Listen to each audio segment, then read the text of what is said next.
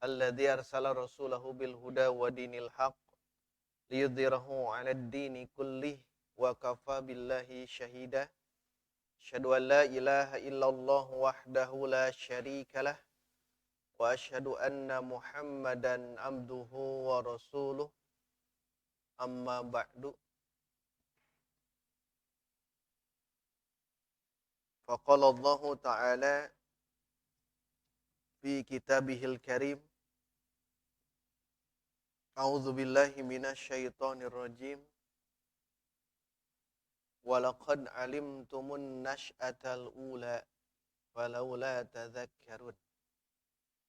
Wa qala fi ayatin ukhra thumma Allahu yunshi'un nash'atal akhirah innallaha ala kulli syai'in qadir. Hadirin ikhwatu iman rahimakumullah, marilah kita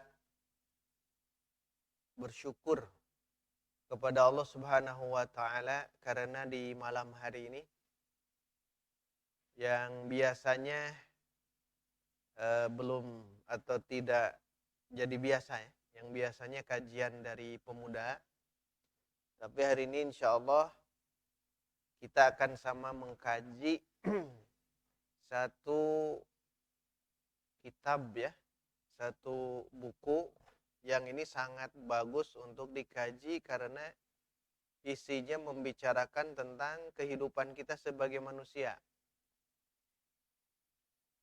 Bahkan kalau mengkaji kitab yang ini akan mengarahkan kepada kita sebagai pembaca, sebagai penyimak, agar kita merasa bahagia, saadah, bahagia. Bahagianya bukan hanya di dunia, tapi bahagianya di akhirat pun akan terasa bahagia.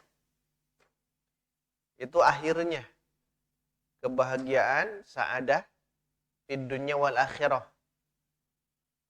Dan beliau juga memaparkan sebelum bahas yang saadah, beliau memaparkan dulu tentang pertumbuhan manusia, perkembangan manusia. Perkembangan itu nasy'atun. Jadi kehidupan kita itu dua kali. Nasy'atun. Ada yang awal, ula, ada yang akhir, akhirah. Dan kita tahu pertumbuhan kita di awal, nanti kita jelaskan. Nah, beliau memaparkan itu dulu. Ketika kita lahir di alam dunia ini nasy'atul ula. Sudah mulai ada episode hidup pertama. Nah, nanti ada nasy'atul akhirah yang berikutnya, yang keduanya nanti ketika yaumul ba'ats, dibangkitkan. Artinya beliau akan memaparkan poin-poin penting tentang mahiyatul insan. Jadi insan sebagai manusia itu dibongkar oleh beliau. Nah, sang penulis ini, beliau lahir di abad ke-5 ya, di abad ke-4. Meninggal di sekitar pertengahan abad ke-4, meninggal di pertengahan abad ke-5. Beliau itu lahir di tahun 343 Hijriah. Abad ke-4 ya. Istilah abad itu dari, kalau abad ke-4 dari 301 sampai 400. Nah, itu masuk ke abad ke-4. Ini kan 343, berarti lahirnya di situ. Kemudian beliau wafatnya di tahun 425 Hijriah. Berarti di pertengahan abad ke-5, 425 Hijriah. Terbayang oleh kita sosok beliau itu ya di zaman itu. Kita di tahun 1444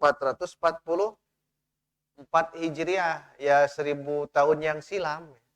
Sosok beliau wafatnya itu 1000 tahun yang silam itu. Lahirnya itu di bulan Rajab, ya, di Asbahan. Di Asbahan. Maka sering disebut Asbahani. Ada juga Asfahani. ada juga Asfihani nanti di akhirnya. Karena di daerah ini, daerah Irannya. Dan beliau itu seorang adib, ahli sastra. Adib itu ahli sastra Arab, mufassir, ahli tafsir. Tapi kitab tafsirnya pun hanya beberapa surah ya yang kita miliki, tidak lengkap seperti Ibnu Katsir. Tapi yang tersohor sosok beliau itu adalah Al-Adibul Lughawi, sastra Arab ya, ahlinya di situ. Siapakah beliau? Nah, beliau itu diberi kunyah. Kalau ada kunyah itu namanya Abu atau Ummu ya. Abul Qasim. Jadi beliau diberi kunyahnya Abul Qasim. Karena anak pertamanya adalah Al-Qasim. Nama aslinya Al-Husain. Husain. Al-Husain bapaknya Muhammad.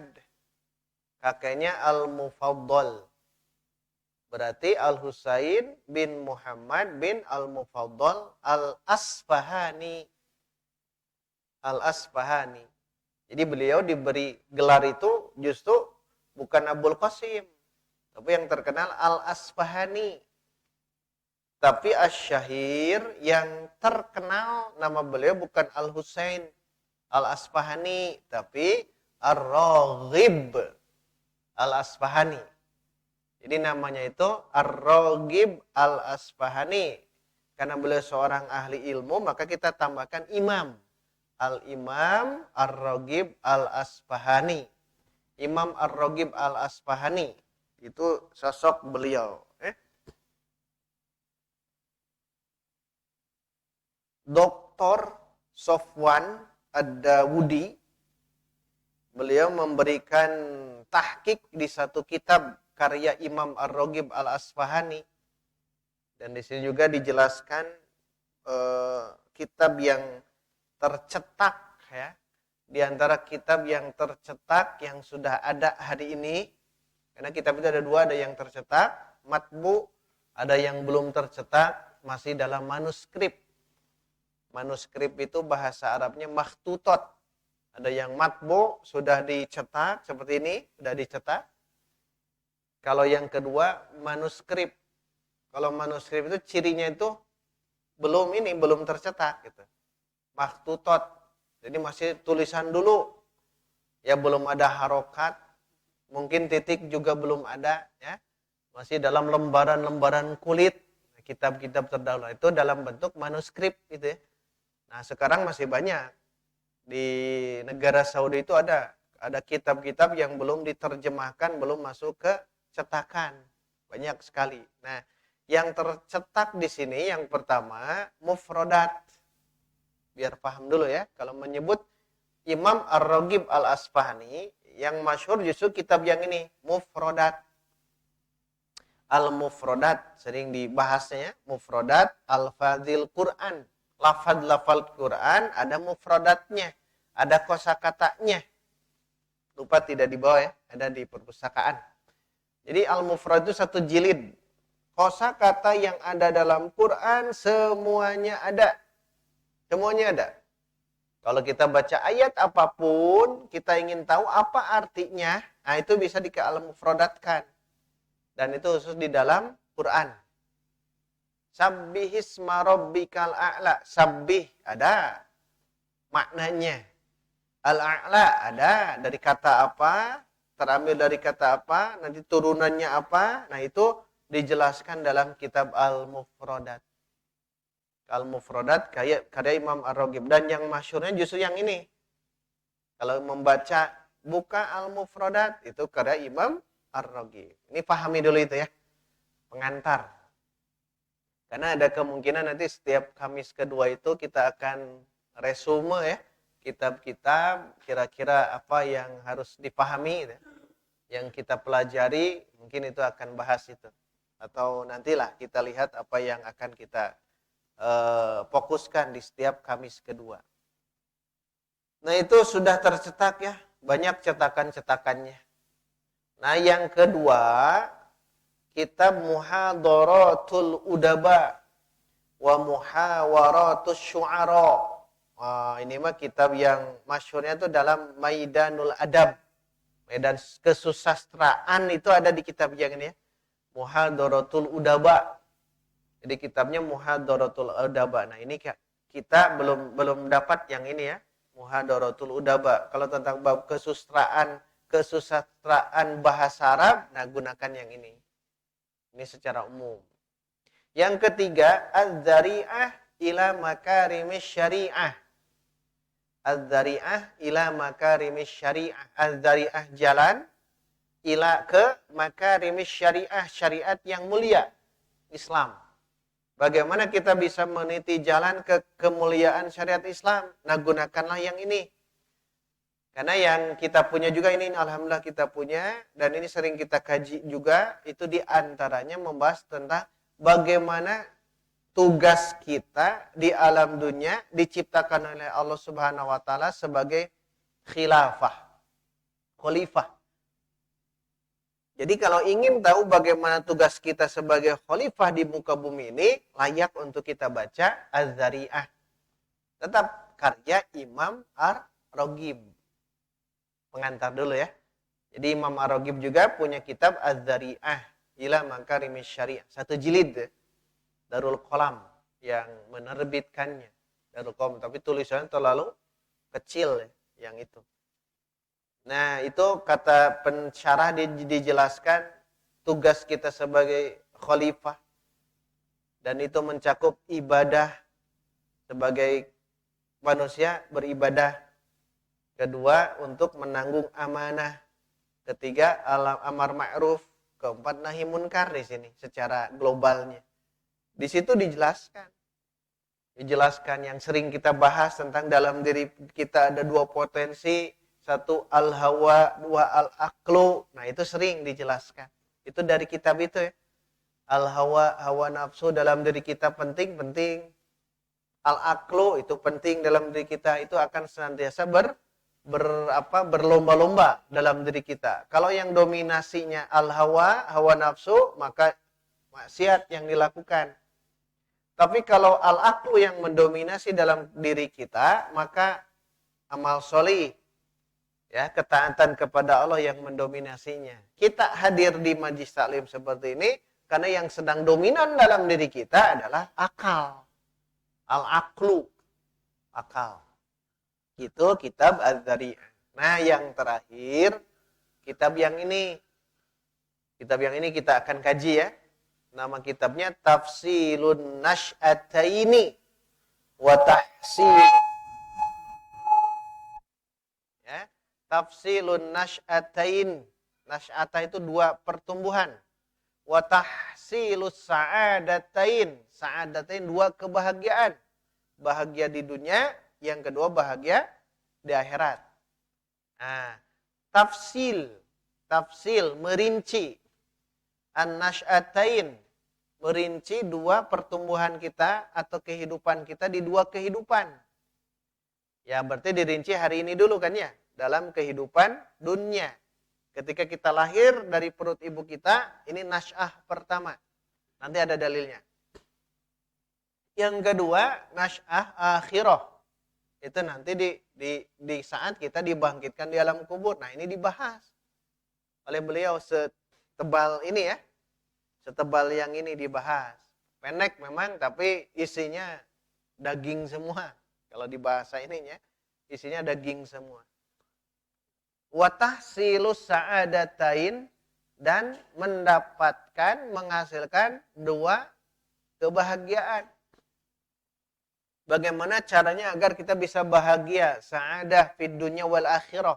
Nah, ini sangat bagus. Karena ternyata nanti akan ada sosok manusia dilihat oleh beliau, ini memang manusia dari segi fisik. Tapi yang beliau inginkan bukan manusia ini. Bahasa beliau ya. Apa dijelaskan? Nah, kata beliau, fahaulai, maka mereka-mereka inilah. Nah, sebelumnya menjelaskan tentang sifat-sifat manusia. Nanti kita bahas juga ya. Wa in kanu bisuratil mahsusati nasan. Kalau ada bentuk dia yang bisa diindra, itulah manusia. Ya kita seperti diindra ya, bisa dilihat, diraba dan sebagainya. Fahum bisuratil ma'kulah. Maka mereka itu dalam bentuk ma'kulah. La nasun wala nasnas. Nah, nasun manusia. Tapi kalau diulang-ulang, nas-nas apa? Hah? Nasun manusia. Kalau nas-nas, monyet. Monyet. Nanti ada sosok manusia, ada sosok monyet. Gitu. Monyet kecil itu nas-nas. Jenis dari kera. Gitu ya. Nah, kembali ke sini. Jadi ini kitab akan kita coba telusuri. Yang di judul itu kita masuk. Judulnya itu kan 7 penyebab manusia tafawut. Sababu tafawutin nas. Gitu di judulnya. Tapi di halaman berikutnya yang itu. Halaman berikut.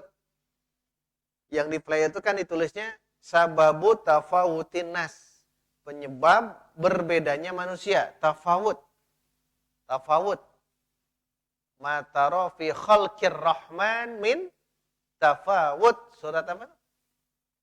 Al-Mulk. Tafawut. Nah, tafawut ya.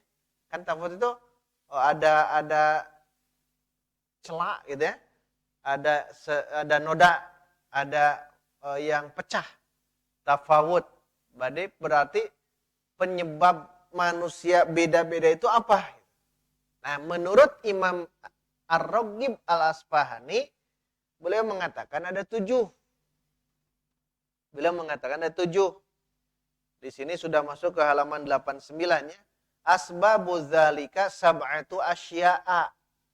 Sebab-sebab berbedanya manusia itu ada 7 perkara. Tapi sebelum itu kita bahas 7 itu apa saja, ya kita akan bahas dulu dari mukadimah. Karena penting dari mukadimah yang ini. Baik, hadirin ikhwatu iman yang Allah muliakan. Di sini mukadimah beliau, biasa para ulama itu membahas tentang bismillah dulu, tahmid dulu ya. Kemudian sholawat ke Nabi, kemudian amma ba'du, biasa gitu ya. Satu disiplin ilmu yang sudah dijelaskan sejak periode-periode dulu juga. Sama juga ketika kita berkhutbah.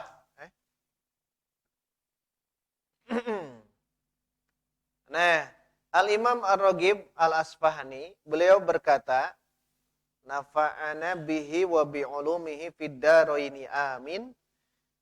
Hadhihi risalatun. Ini adalah risalah. Bukan kitab bahasanya. Risalah itu tulisan-tulisan saja. Ini adalah tulisan fi tafsilin nasy'atain wa tahsilis sa'adatain. Nama judulnya berarti. Ini risalah yang membahas tentang bagaimana kita merinci 2 kehidupan kita ketika kita lahir dan ketika kita nanti dibangkitkan dari alam kubur. Wa tahsilis sa'adatain, dan bagaimana kita menghasilkan 2 bahagia. Bahagia di dunia dan bahagia di akhirat. Beliau menegaskan, amman nasy'atan, adapun 2 kehidupan kita, fa'ihdahuma, yang pertama al-madhkuratu, tersebutkan di dalam firman Allah Ta'ala surah Al-Waqi'ah ayat 62. Nah, ini nasy'atul ula itu yang tadi kita bacakan. A'udzubillahi minasyaitonirrajim. Walaqad alimtumun nasy'atal ula falaula tadzakkarun. Walaqad, dan sungguh, alimtum, kalian mengetahui. Kita juga ini ya. Dan sungguh kalian mengetahui apa? An-nasy'atal ula. Kan judulnya tafsilun nasy'atain. 2 nasy'ah, 2 kehidupan, 2 kebangkitan. Walaqad alimtumun nasy'atal ula, dan sungguh kalian mengetahui nasy'ah yang pertama. Bahasa nasy'ah saja, ya. Perjuangan kehidupan kita di 2 kehidupan. Falaula tadzakkarun, maka kenapa kalian tidak tadzakkur, memperhatikan? Perhatikan, nasy'ah ula itu di mana? Di dunia.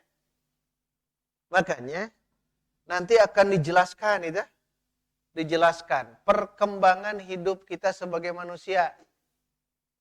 Walaupun nanti dikembangkan dengan ilmu yang sekarang, ilmu kedokteran, ilmu yang lain-lainnya, bagaimana manusia dari sejak bayi gitu ya, nanti menjadi balita, anak gitu ya, kemudian remaja, dewasa, tua, meninggal. Nah, itu nasy'atul ula yang itu. Nah, kita juga nanti di literatur yang lain ya, itu lebih rinci lagi. Dan itu harus kita tafsil, harus bisa merincinya. Jadi bahasa gampang mah, urang teh hirup di dunia dari sejak kecil sampai usia sekarang, nanti ketika meninggal, rek naon wae. Karena kita ada perjalanannya, perjalanan kehidupan kita. Makanya sadari itu, harus tahu rinciannya. Jangan sampai kita berpikir, hirup di dunia mah keun we biasa-biasa, nu penting mah hardolin. Naon hardolin teh?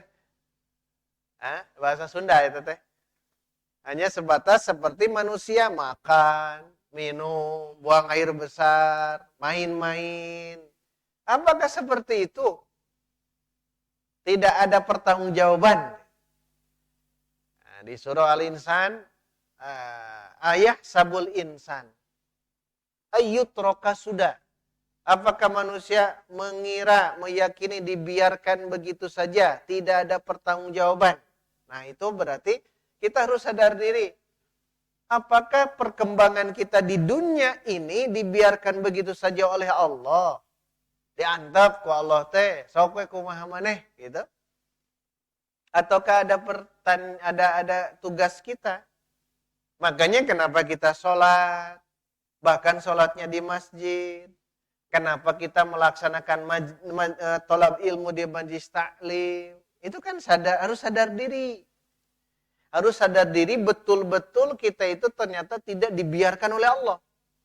Nah, satu di antara tugas kita kan ibadah.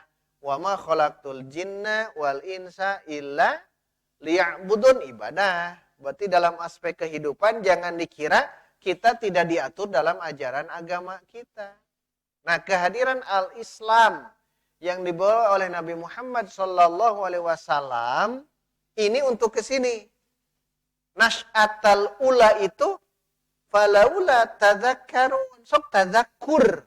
Tadzakkur zikir, pikirkan. Karena manusia itu berbeda dengan makhluk yang lain, diberikan akal. Kelebihan manusia itu. Maka janganlah nanti beliau menjelaskan panjang lebar. Itu jalma ya, bisa bicara tapi berbicara dengan hawa nafsu, kata beliau. Yantikuna, mereka berbicara walakin anil hawa, tapi berbicara hawa nafsu. Yata'allamuna, mereka, maksud mereka manusia, kita saja. Kita manusia belajar. Yata'allamun itu belajar. Tapi ma yadurruhum wala yanfa'uhum. Jadi diambil potongan-potongan ayat Quran. Karena beliau hafiz ya. Mereka belajar tapi ma yadurruhum, yang membahayakan mereka, wala yanfa'uhum, dan tidak memberikan manfaat. Nah, ini kan kisah sihir ya. Al-Baqarah 102. Wa ya'lamuna, mereka pun tahu ilmu, tapi tahu ilmu zahiran minal hayatid dunya. Hanya tahu tentang kehidupan dunia. Wahum anil akhirati hum ghafilun, tapi terhadap akhirat mereka lalai. Ar-Rum ayat 7. Kan betul ya? Ayahku ngomong hawa nafsu. Ada dia belajar yang membahayakan, yang tidak ada manfaatnya.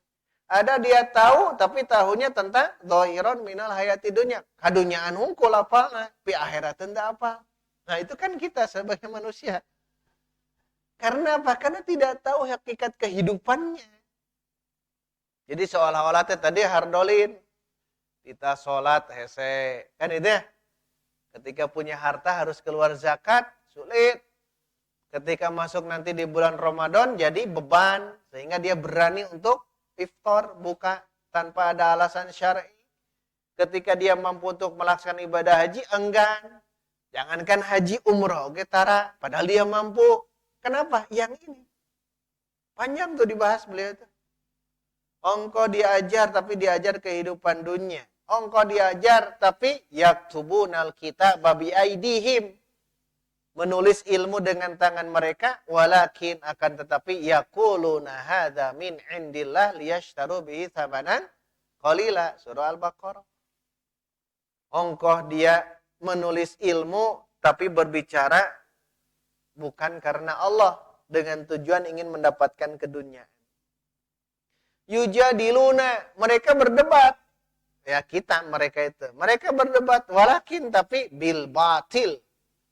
Berdebat dengan kebatilan, liyudhidu bihil haqqo, agar membatalkan kebenaran. Ayanu hayang debat, ingin memutarbalikan fakta. Itulah nas, manusia. Nah, makanya nanti kita akan tahu kenapa manusia beda. Jadi mau langsung kadinya. Yu'minuna, mereka betul beriman. Manusia itu betul beriman. Walakin akan tetapi bil jibti wa tagut. Surat apa?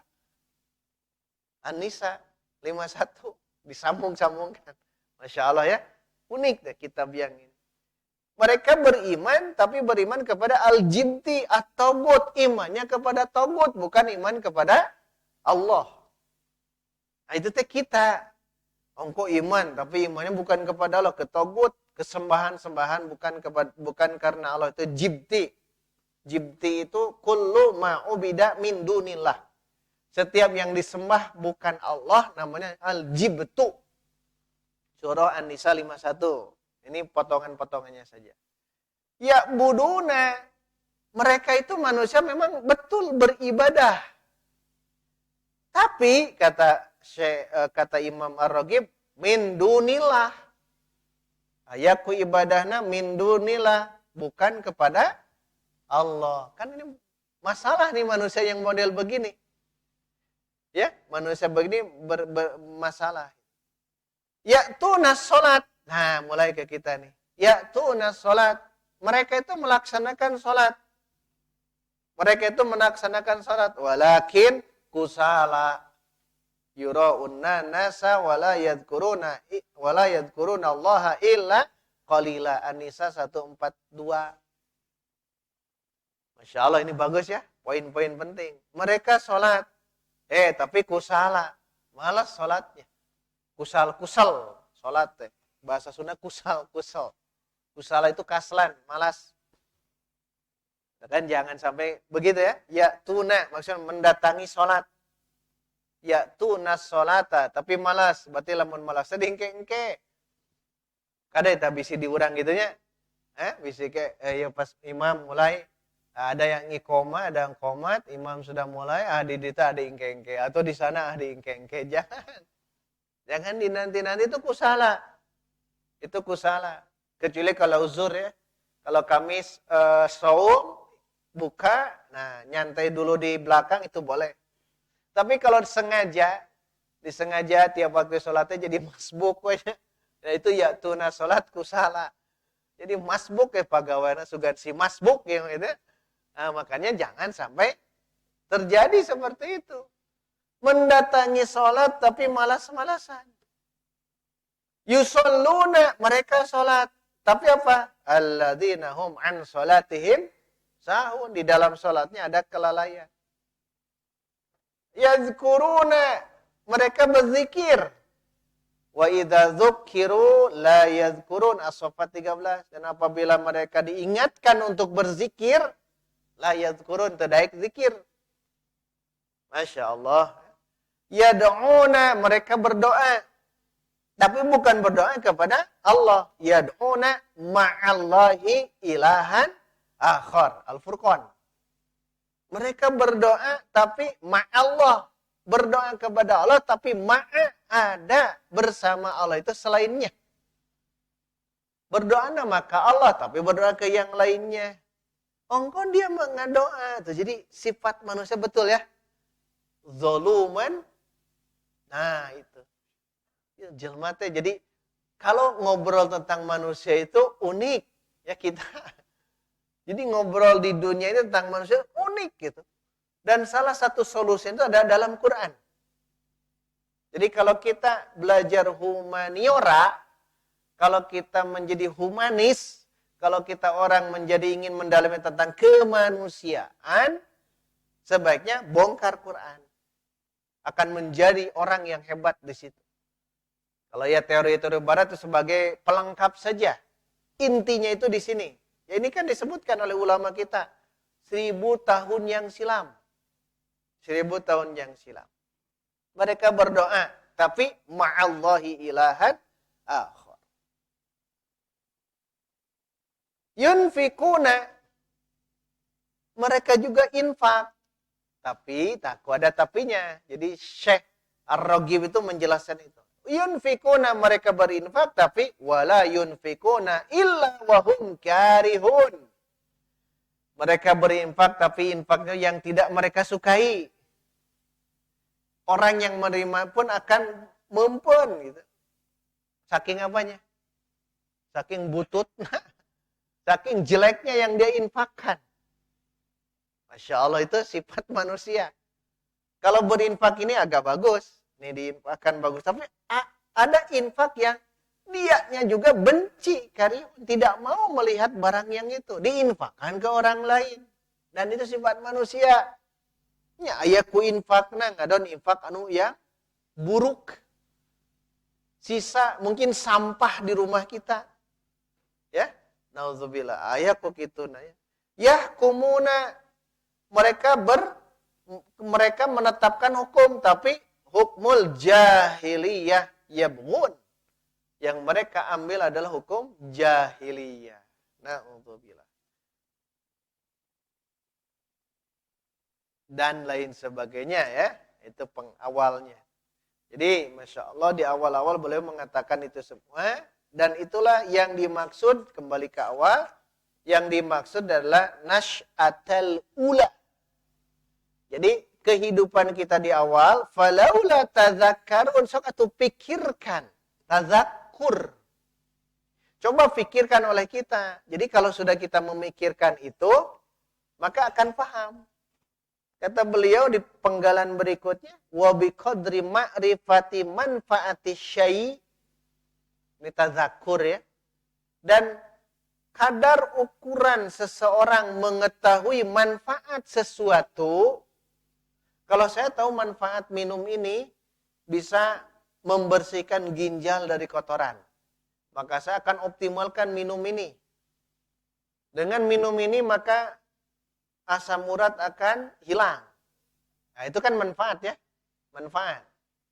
Kalau kita sudah tahu manfaat, termasuk manfaat akhirat, termasuk manfaatnya Allah menciptakan ke dunia kita sebagai manusia untuk apa? Tahu manfaatnya.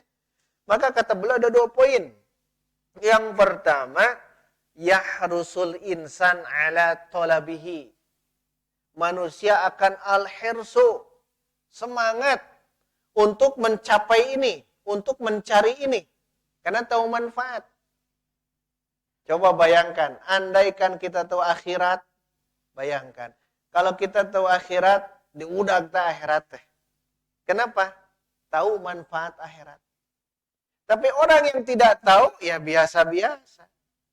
Kenapa kita sholat ke masjid? Karena tahu manfaatnya. Apa? Derap langkah kaki kita dicatat sebagai amal sholih. Nah, itu berarti tahu manfaat sesuatu.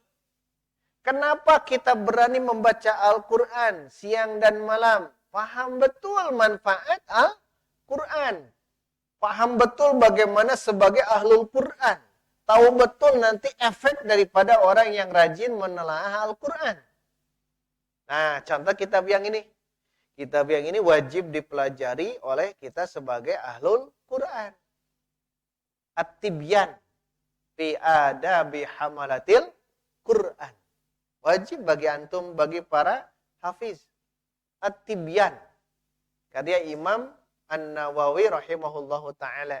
Nah ini wajib. Kenapa? Ini adab tentang Al-Quran. Ya, nah, karena manfaatnya tahu. Kita akan berani.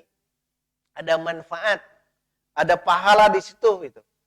Makanya orang yang tidak mau ke masjid, orang yang tidak mau ke tolab ilmu, orang yang tidak mau berzikir, tidak mau sholat, tidak mau zakat, tidak mau haji, dia tidak tahu manfaat, maka tidak akan yahrusu, tidak akan semangat.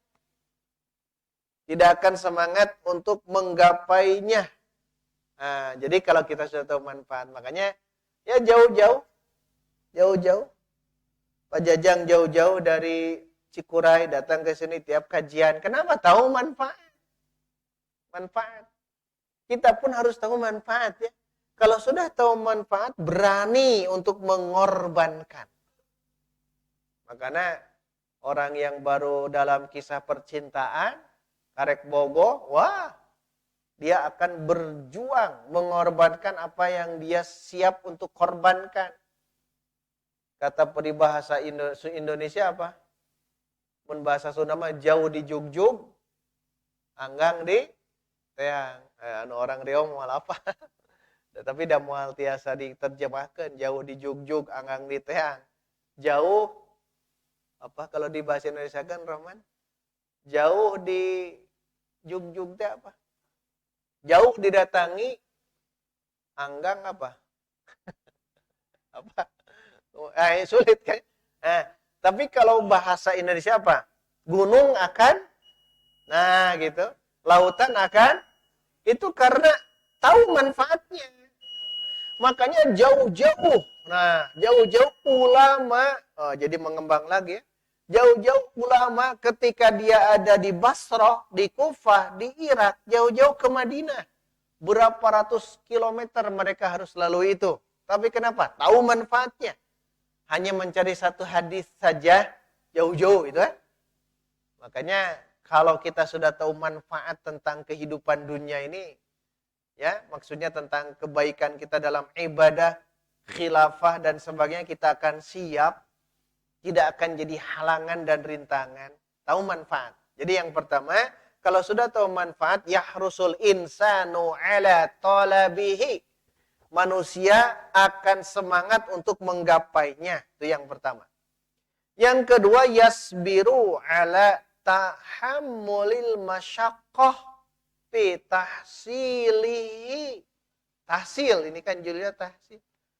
Yang kedua itu yasbiru, dia akan bersabar.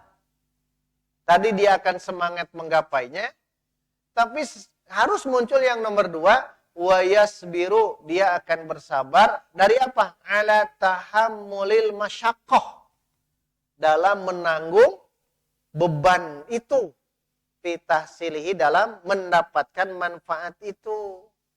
Jadi ada dua, satu akan semangat, kedua akan bersabar. Tidak cukup semangat saja, karena satu waktu akan ada aral melintang. Ada halangan yang menghalang dalam jalan itu. Makanya akan terdapat, awalnya dia semangat, tapi ternyata dia tidak. Kenapa? Ada aral yang merintang, halangan. Nah, kalau kita tidak masuk ke poin nomor 2, kita akan futur. Futur itu kita akan berhenti di tengah jalan. Kita awalnya rajin tolab ilmu, rajin terus sebulan, 2 bulan. Tapi sudah 1 tahun lelah. Karena tidak ada muncul dia sabar. Makanya harus dimunculkan sabar itu. Harus kuat sabar itu.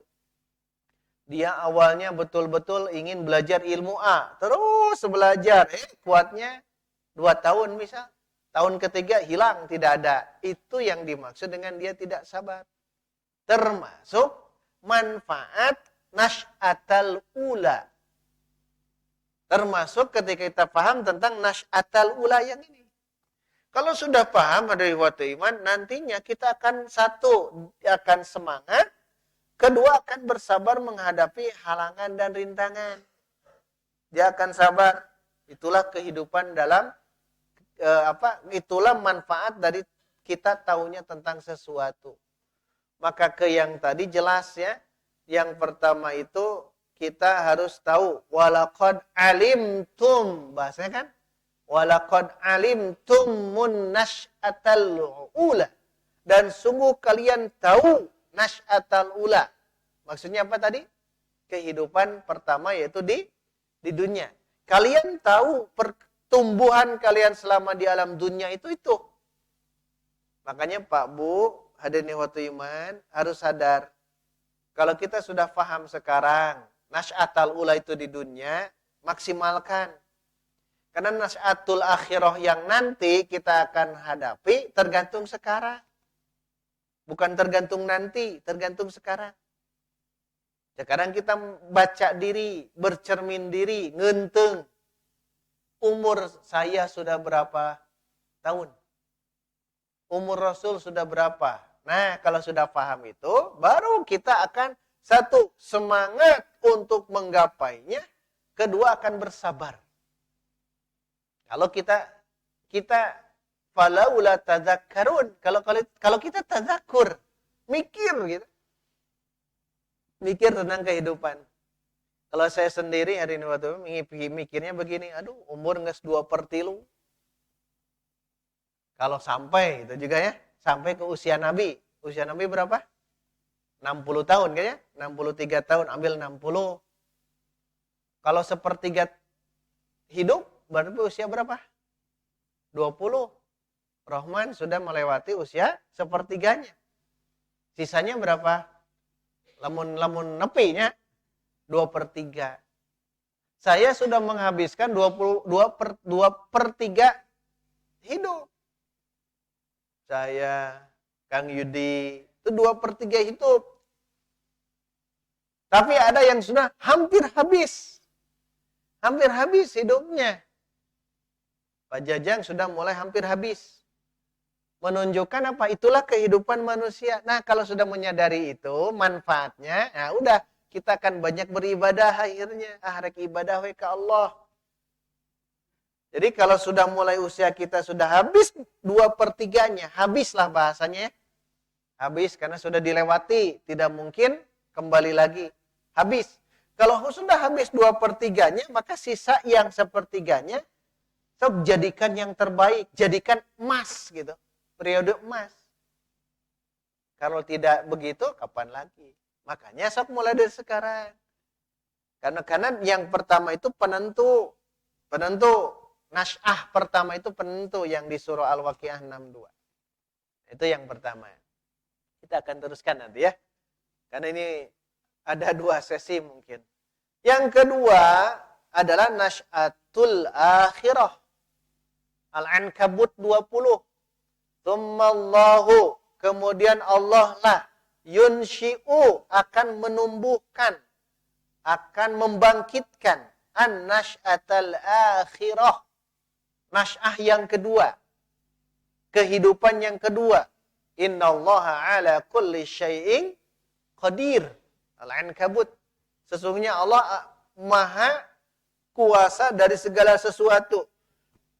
Apakah mungkin Allah membangkitkan kita setelah hancur badan kita itu dimakan tanah? Mampu bagi Allah. Bagi orang-orang kafir itu tidak yakin. Tapi kita yakin dengan berdasarkan ayat-ayat Al-Quran, dengan berdasarkan sabda Nabi, akan ada kehidupan baru. Nah, yang ini, penentu yang Nash'atal akhirah, tergantung sekarang Nash'atal ula. Di mana? Di dunia. Nah, dipungkas oleh beliau, ini petanya dulu ya, dipungkas oleh beliau, sa'adah akhirnya. Kalau sudah tahu kita ada 2 kehidupan, kehidupan sekarang di dunia, dan kehidupan nanti di akhirat, maka munculkanlah sa'adah. Bahagia. Ya, sa'adahnya di mana? Dan mari sa'adahnya di mana? Bahagianya di mana? Mau di dunia, mau di akhirat? Hah? Mau di dunia, mau di akhirat? Sa'adah kita, bahagia kita. Dimas, mending sa'adah di dunia, mending sa'adah di akhirat. Ini teh sa'adatain. Apa sa'adatain? Dua-duanya. Bahagia di dunia dan bahagia di akhirat. Nah, nanti akan dikupas oleh beliau. Yang pertama, sa'adah yang di dunia. Itu termaktub dalam surah Al-Baqarah ayat 40. Uzkuru ni'matiyallati an'amtu alaikum. Kalau dilengkapi ini Bani Israel ya. Ya Bani Israel, azkuru ni'mati alaikum. Ni'matillati an'amtu alaikum. Al-Baqarah 40. Ingatlah kalian, walaupun ini ke Bani Israel, tapi secara umumkan saja, ingatlah wahai kalian apa? Ni'mati. Nikmatku allati an'amtu alaikum, yang aku anugerahkan nikmat itu kepada kalian. Ini saadah, kenikmatan di dunia. Kenikmatan di dunia. Perlu digapai, perlu gitu. Perlu kita untuk memperolehnya. Kenikmatan dunia.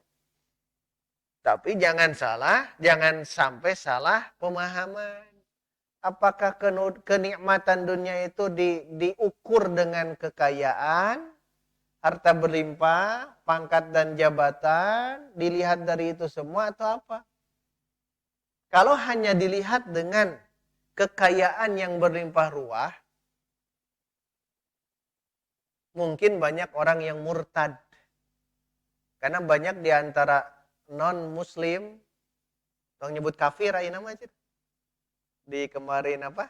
Di Nahdlatul Ulama ya. Sudah jangan lagi menyebut kafir, bahaya, non-muslim. Surat lagi bukan surat Al-Kafirun. Surat Al-Non-Muslim. Kembali ke yang tadi ya. Oh jadi hilap. Jadi kalau kita melihat kebahagiaan itu memang raihlah kebahagiaan dunia. Tapi masalahnya apa barometernya? Nah, beliau akan menjelaskan. Makanya betul, perbedaan kita, saya ya, dengan hadirin semua ya, dengan yang lain pun itu akan berbeda. Dan perbedaan itu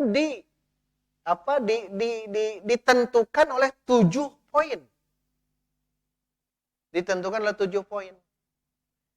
Tentunya tidak akan bahas sekarang ya. Sudah menjelang ini ya.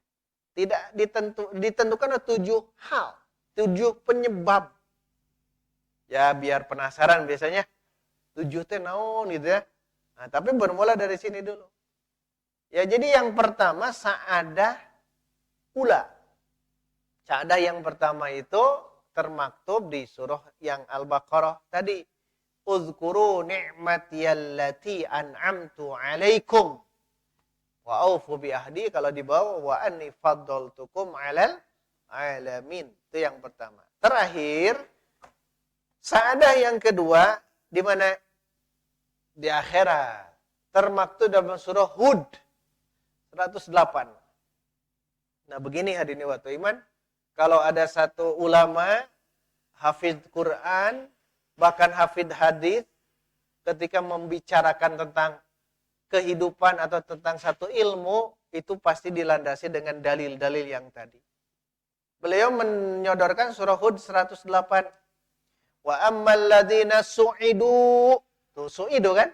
Adapun orang yang diberikan sa'adah apa? Fafil jannati, maka berada di dalam surga. Khalidina fiha, di dalam surga mereka kekal madamatis samawati wal ardu. Akan diberikan surga nantinya kapan? Di akhirat, sa'adah fil akhirah. Makanya alhamdulillah ya, alhamdulillahilladzi dominas sa'adata fid dunya wal akhirah. Alhamdulillah Allah sudah menjanjikan bagi kita kebahagiaan dunia dan kebahagiaan akhirat. Bahagia dunia harus, bahagia akhirat harus. Hanya cara pandang kita memahami tentang keduniaan. Sedang kita bahas di kajian Minhajul Abidin. Setiap mata Baitur Rahman ahad kelima. Sudah ada manzil, sudah ada akobah-akobahnya. Nah itu pelajari itu akan sadar betul, oh harus begitu cara pandang agar kita bahagia. Karena bahagia tidak karena banyak uang. Bahagia bukan karena pangkat jabatan naik. Bahkan saat kita berada dalam keterpurukan, bisa bahagia. Saat kita diberikan ujian sakit, bisa bahagia. Kenapa? Nah, nanti kita akan pahami ini. Oleh sebab itulah hadirin wa iman, nanti kita akan bahas ya seterusnya dan kita fokuskan nanti ke depannya ini sudah pengantar dianggap beres, kita akan masuk ke kajian sababu tafawutin nas. Apa yang menyebabkan manusia itu berbeda-beda cara pandangnya dan berbeda fisiknya. Fisik pun dibahas oleh beliau. Nah, orang Sunda mah orang Indonesia seperti ini berbeda dengan orang-orang Amerika, jarangkung, badak. Nah, itu akan dibahas. Masya Allah, beliau luar biasa. Tong hayang jadi orang ditung, kayaknya jadi bingung ya. Terus kita sebagai orang Asia, secara Indonesia pendek, sekarang rada memanjang. Orang-orang Asia, hidungnya itu, mancungnya, tong pegek tong. Manusia itu hidungnya mancung ke dalam. Manusia. Orang Asia itu hidungnya mancung ke dalam. Tapi orang-orang barat sana, mancungnya luar biasa. Nah, itu tafawut. Di antara kita, jangan melebar panjang-panjang. Di antara kita, aya nu begang. Itu kan beda. Di antara kita, rambutnya ada yang ikal, keriting. Ada yang jocong. Nah, itu tafawut. Nah, akan dibahas. Termasuk masing-masing dari kita mensikapi kehidupan. Kenapa ini rajin ke masjid? Kenapa ini tidak? Kenapa rajin infak? Kenapa ini tidak? Masya Allah, 7 penyebabnya. Menurut Imam Ar-Raghib Al-Asfahani dalam kitab Tafsilun Nash'atain wa Tahsilun Sa'adatain. Insya Allah kita akan bersambung di kajian berikutnya. Insya Allah kalau Allah masih mengizinkan, kita akan teruskan pembahasan yang barusan. 7 poin yang akan kita paham dan akan kita sadar. Itulah yang membedakan antara kita dengan yang lainnya. Aqulu qouli hadza wa astaghfirullah li wa lakum walhamdulillahirabbil alamin. Wassalamualaikum warahmatullahi wabarakatuh.